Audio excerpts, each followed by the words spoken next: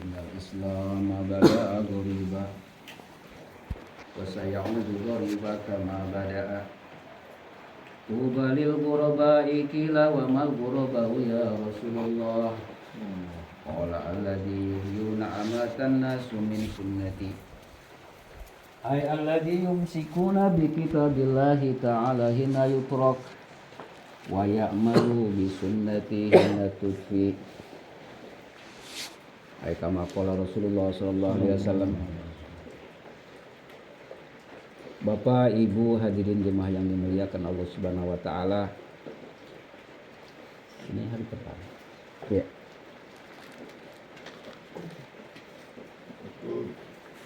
Pada kesempatan yang penuh dengan kemuliaan ini, pada kesempatan yang penuh dengan rahmatnya Allah Subhanahu wa taala ini,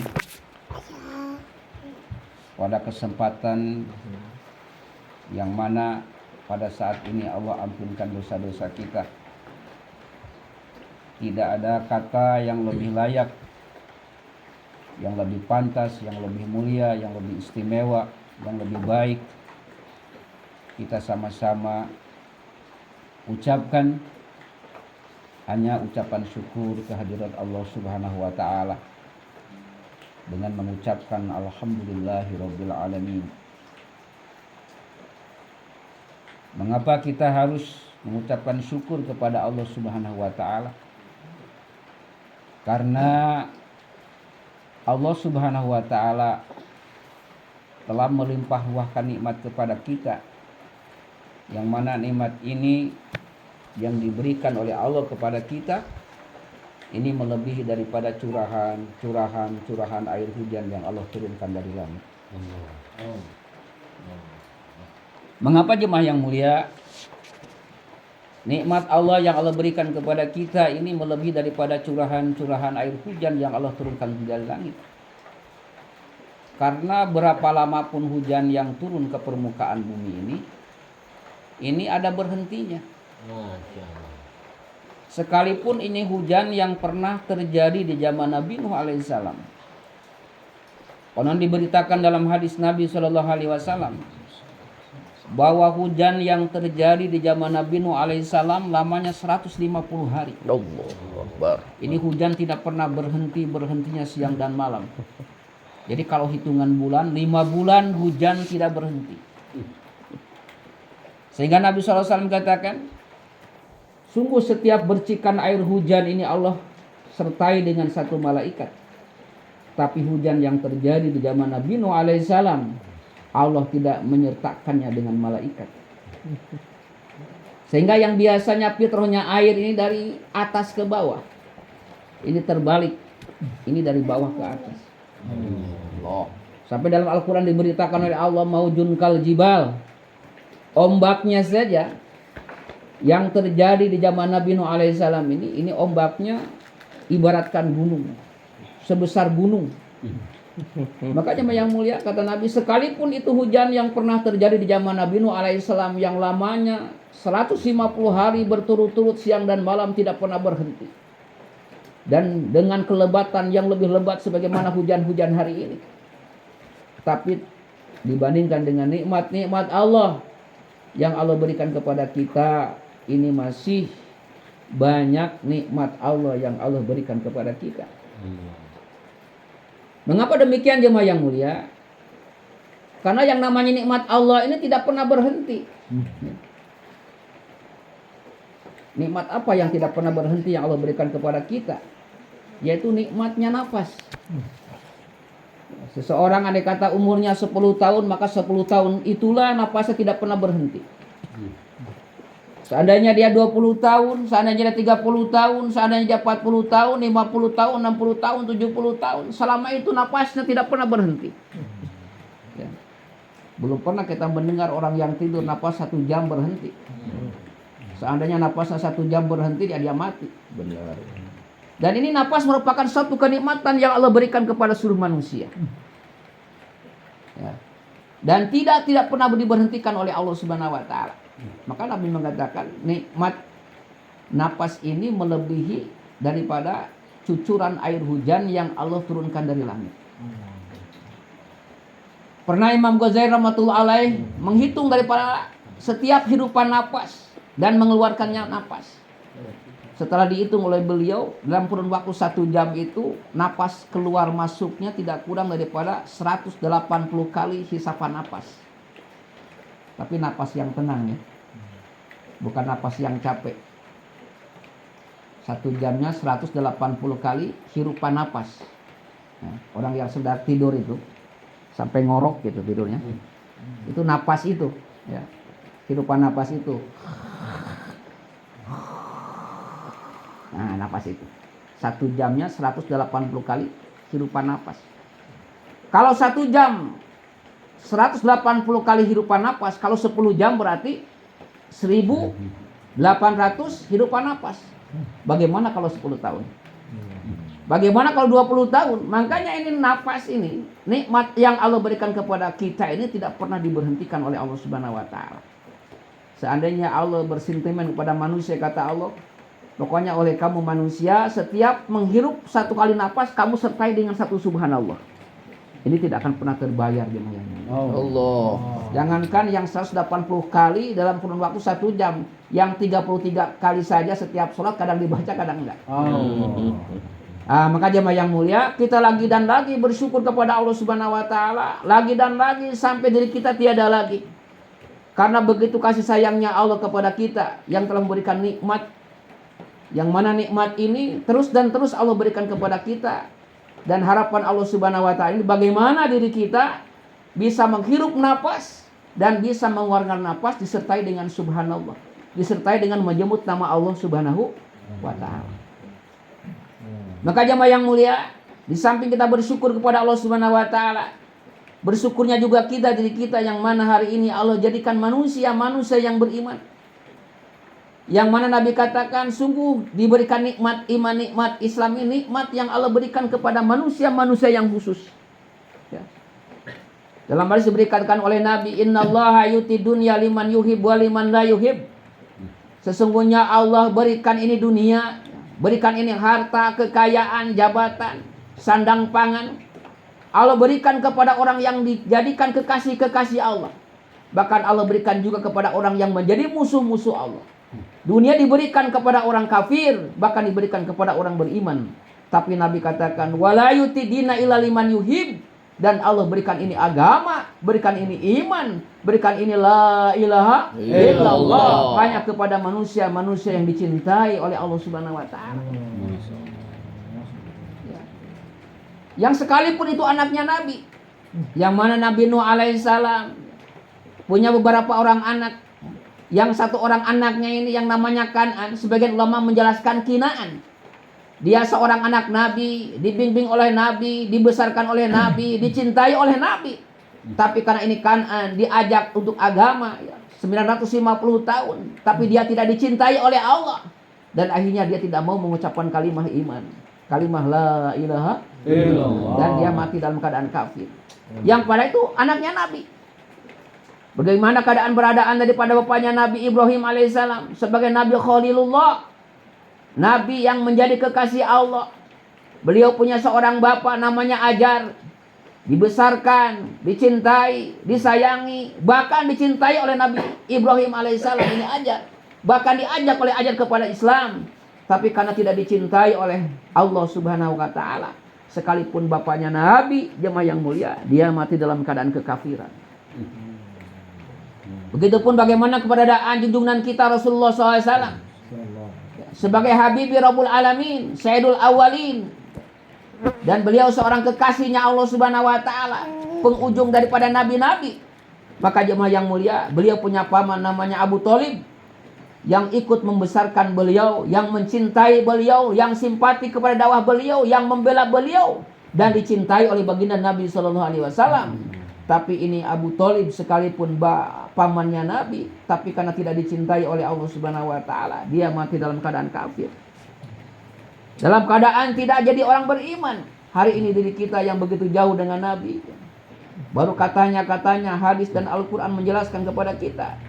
Dan alhamdulillah kita dengan mudahnya mengucapkan kalimah iman, kalimah la ilaha illallah. Maka inilah nikmat yang besar, lebih besar daripada 7 putra langit dan 7 putra bumi. Sehingga kita lagi dan lagi bersyukur kepada Allah Subhanahu wa taala. Hanya dengan kalimah inilah Allah akan muliakan kita. Dengan kalimah iman, dengan kalimah Islam inilah kita akan dimuliakan oleh Allah, bukan hanya di dunia, tapi sampai kepada akhiratnya Allah Subhanahu wa taala. Maka jemaah yang mulia, Allah akan muliakan kita bukan karena banyaknya harta kita. Allah akan muliakan kita bukan karena suksesnya perusahaan perdagangan kita. Allah akan muliakan kita bukan karena kita menjadi seorang pejabat yang tinggi, punya harta yang banyak, punya segala macam fasilitas kehidupan. Tapi Allah muliakan kita dikala diri kita mengkaitkan erat dengan hubungan dengan agamanya Allah Subhanahu wa taala. Benda-benda mati saja, ketika benda mati ini ada kaitannya dengan agama, Allah muliakan. Bagaimana sebuah batu Hajar Aswad yang padahal batu, benda mati, tapi karena ini batu dikaitkan dengan agama, dengan Ka'bah, dengan iman, dengan Islam. Maka jemaah yang mulia, tidak ada satupun manusia yang ketika tawaf kecuali mereka ingin mencium daripada Hajar Aswad tadi. Mengapa ini Hajar Aswad? Yang namanya batu dimuliakan oleh Allah Subhanahu wa taala, jemaah yang mulia, karena si batu ini ada kaitannya dengan agamanya Allah Subhanahu wa taala. Begitupun daripada makhluk-makhluk hidup. Ya. Bagaimana keberadaan burung hudhud, bagaimana anjing Ashabul Kahfi, yang padahal anjing hayawan ghairu muhtaram, najisnya pun najis mughalladh, tetapi ketika dirinya kuat hubungan dengan agamanya Allah Subhanahu wa taala, ikut dengan orang yang memperjuangkan agamanya Allah Subhanahu wa taala, ini anjing Ashabul Kahfi dimuliakan oleh Allah Subhanahu wa taala dan diabadikan dalam Al-Qur'an oleh Allah Subhanahu wa taala, dan di antara binatang yang akan bisa masuk surganya Allah Subhanahu wa taala. Bagaimana dengan diri kita hari jemaah yang mulia, yang hari-hari kita mengkaitkan dengan agamanya Allah Subhanahu wa taala, dengan iman, dengan Islamnya diri kita, maka inilah kemuliaan yang Allah berikan, bukan hanya di dunia, tapi juga Allah akan berikan ini kemuliaan di akhiratnya Allah Subhanahu wa taala. Maka bersyukurlah diri kita, bersyukurlah diri kita. Maka Nabi SAW katakan bahwa kebutuhan manusia kepada ini Islam, kepada ini iman, kepada ini agama, ibaratkan butuhnya ikan kepada air. Seekor ikan, andai kata dia hidup dalam air yang banyak, dia akan tenang, dia akan bahagia, dia akan sukses, dia akan jaya, akan Allah penuhi makanan-makanannya, dia akan bisa berjalan ke sana kemari karena dia hidup dalam air tadi.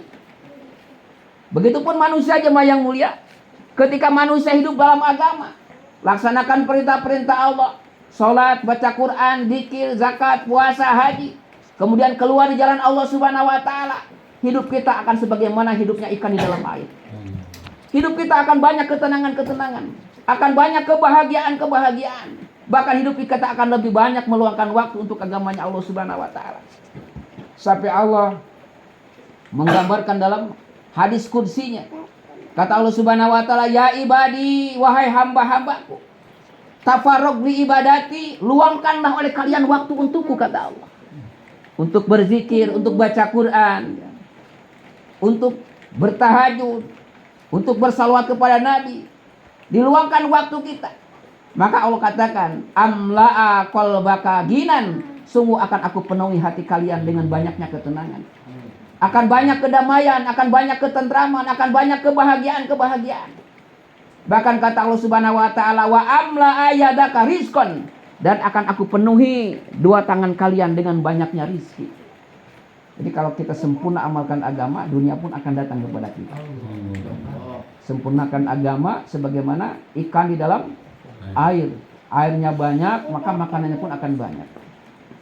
Tidak kita bisa bayangkan bagaimana kalau ikan ini meninggalkan air. Jangankan ikan ini meninggalkan air, ibu sekalian, andai kata ini ikan kurang saja airnya, maka hidupnya akan gelisah. Hidupnya akan resah, akan susah, akan payah. Ya. Dia akan menggelapar ke sana, akan menggelapar ke sini. Dia akan hidupnya tidak tenang ketika ini si ikan kurang airnya. Begitupun andai kata manusia kurang daripada agamanya. Ya. Sholat sih sholat. Duhur kadang-kadang jam 2 sholat. Nah.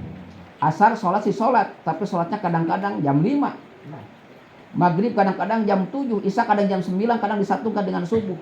Subuhnya pun jam 6. Ya, kalau mau saja baca Quran, kalau mau saja sholat tahajud, kalau mau saja berzikir kepada Allah, kalau mau saja bersolawat kepada Nabi, kalau mau saja dia bertasbih kepada Allah Subhanahu wa taala. Ya, semau dia melaksanakan daripada perintah-perintah Allah, kurang dalam amal agamanya, jemaah yang mulia, maka orang tersebut badis sebagaimana ikan kurang airnya. Hidupnya akan banyak kegelisahan, keresahan, kesusahan, kepayahan, kesedihan, kesulitan akan datang ketika seorang kurang dalam amal agama. Maka tuntutan daripada orang tua hari ini, bagaimana ibu-ibu Masrot ini setiap per 3 bulan keluar 3 hari. Untuk apa ibu sekalian? Keluar 3 hari ini bagaimana dari kita untuk bisa meningkatkan kualitas kekuatan iman kita, memelihara iman-iman kita. Karena perbedaan laki-laki setiap bulan 3 hari, sementara perempuan ini dalam setiap per 3 bulan 3 hari.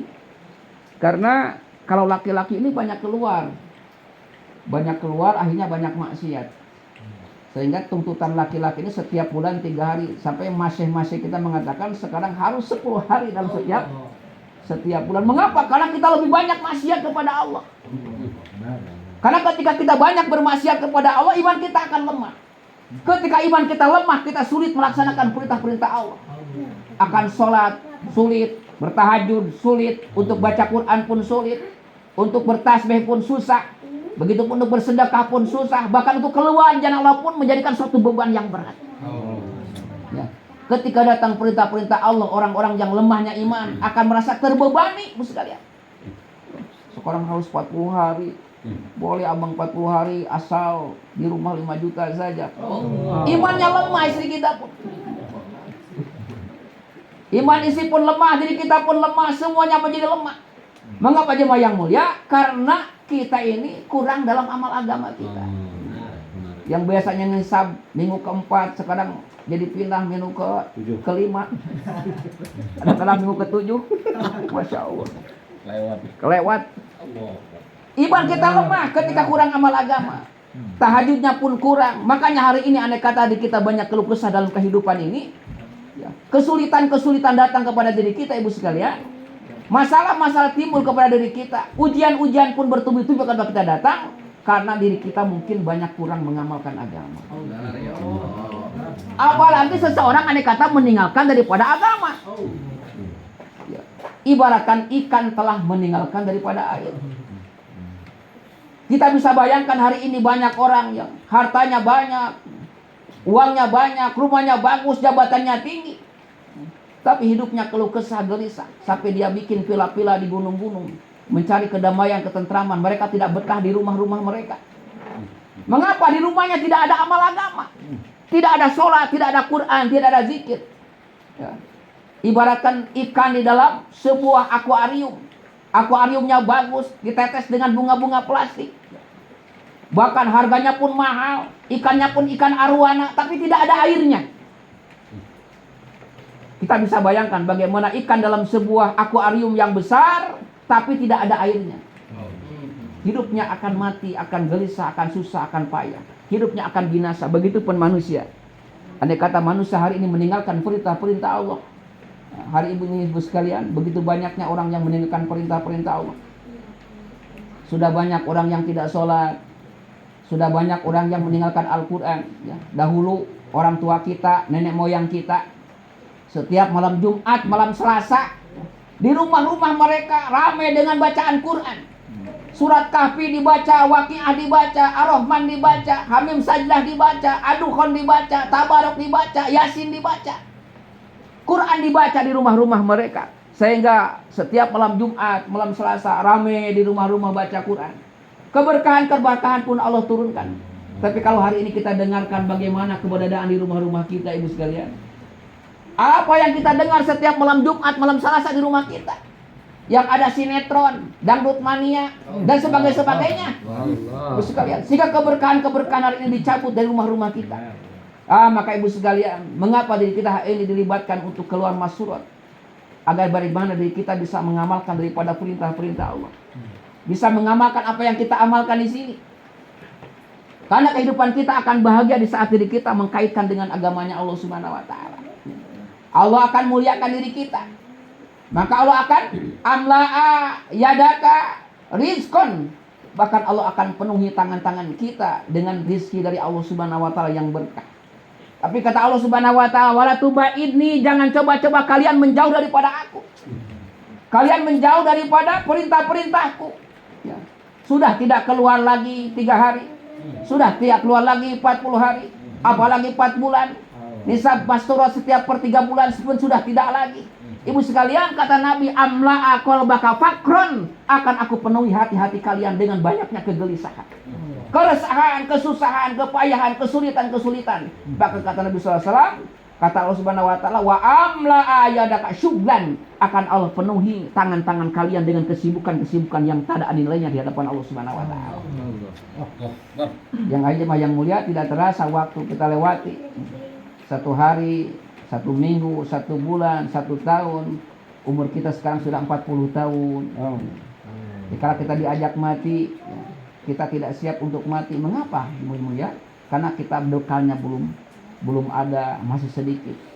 Maka ibu sekalian, tuntutan daripada kita keluar mas surat ini, bagaimana hari ini banyak orang yang sudah tidak mengenal Allah. Hari ini banyak orang yang sudah tidak sholat. Hari ini banyak orang yang menginjak-injak Islam. Sementara kita yang tahu pun sudah tidak mau lagi berpikir bagaimana untuk bisa keluar di jalan Allah Subhanahu wa taala, mengajak mereka kepada ketaatan kepada Allah Subhanahu wa taala. Maka jemaah yang mulia, hari ini masalah-masalah Allah datangkan kepada setiap individu manusia. Allah datangkan masalah-masalah kepada setiap pribadi manusia, keluarga, satu kampung, satu desa, satu kecamatan, satu negeri. Mengapa jemaah yang mulia? Karena hari ini banyak orang-orang yang meninggalkan daripada agamanya Allah Subhanahu wa taala. Banyak orang-orang yang sudah tidak taat lagi kepada Allah Subhanahu wa taala. Nabi memerintahkan kepada kita agar kita berkerut kening dan jidat kita untuk keluar di jalan Allah Subhanahu wa taala.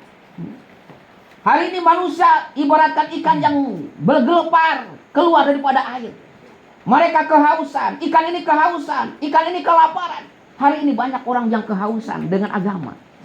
Mereka tidak tahu sholat, mereka tidak tahu nilainya sholat, mereka tidak tahu nilainya sedekah. Mereka tidak tahu nilainya beristighfar, melaksanakan perintah-perintah Allah. Mereka menuntut kita untuk datang kepada mereka. Maka ibu sekalian, andai kata kita berdiam diri saja, ya.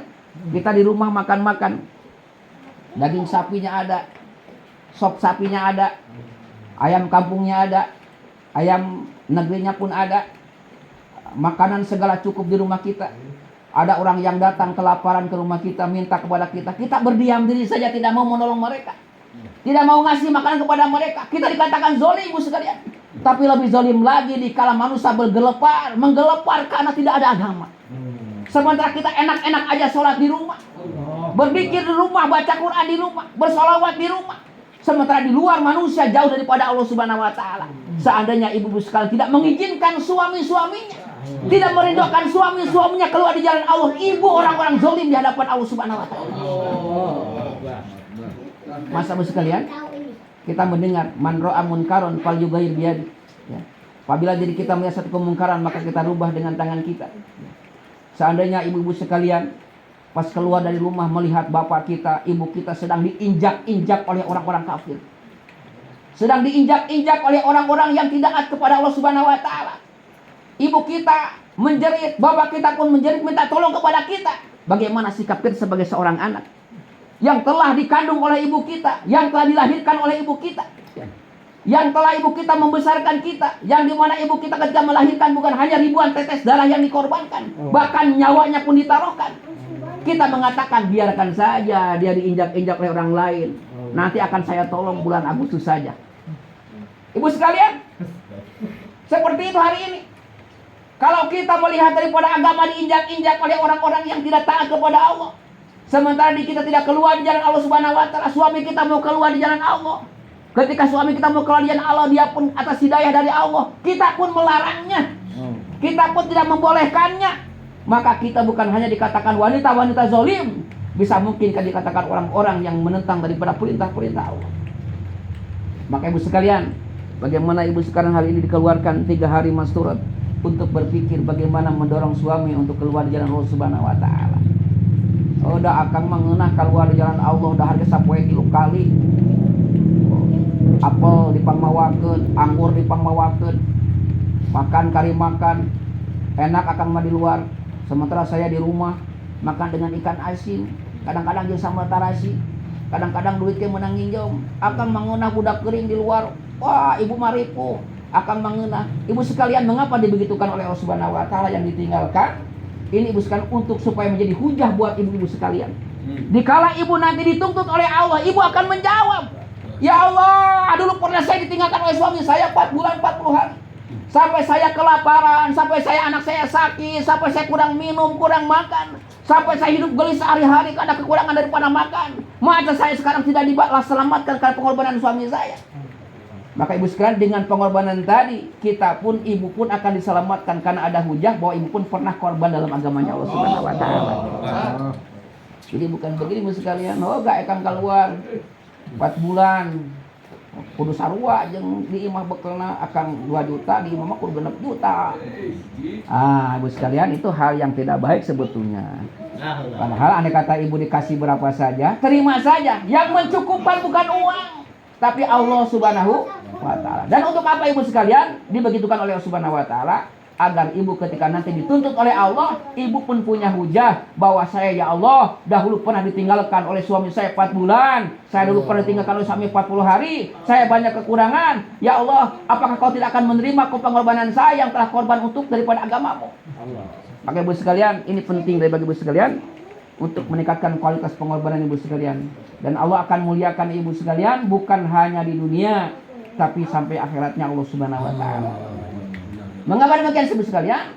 Karena Nabi katakan bahwa umat Nabi itu ada umat yang akan hidupnya ditolong oleh Allah, dibantu oleh Allah, dan dia akan selamat dunia, selamat akhirat. Siapakah mereka? Itulah para sahabat Nabi SAW. Sehingga dakwah dijadikan maksud hidup mereka. Ketika seseorang ini hidupnya sudah mengkaitkan dengan agamanya Allah, dengan dakwah, sebagaimana dakwahnya para sahabat, hidupnya akan takut kepada Allah. Tidak takut kepada makhluk, akan mengharap kepada Allah, tidak mengharap kepada makhluk, ya. Akan ditakuti oleh makhluk, dan apabila berperang dia akan menang. Hari ini banyak orang-orang ahli ibadah jemaah yang mulia, mereka ibadah, hidupnya akan takut kepada Allah, tapi juga takut kepada makhluk. Mengharapnya bukan hanya kepada Allah, juga kepada makhluk.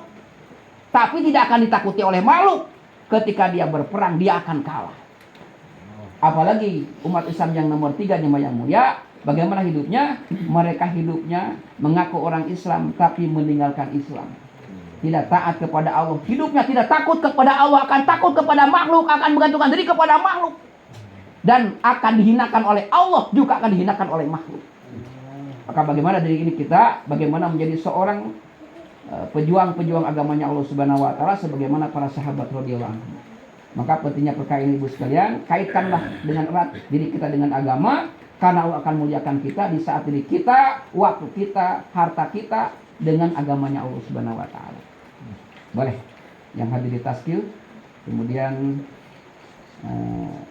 disampaikan kepada rijal-rijalnya untuk taskil, ya, ke negeri jauh, ke IPB, kemudian 4 bulan, 40 hari, juga masturat 2 bulan, negeri jauh 2 bulan IP dan 40 hari di dalam negeri insyaallah. Subhanallah.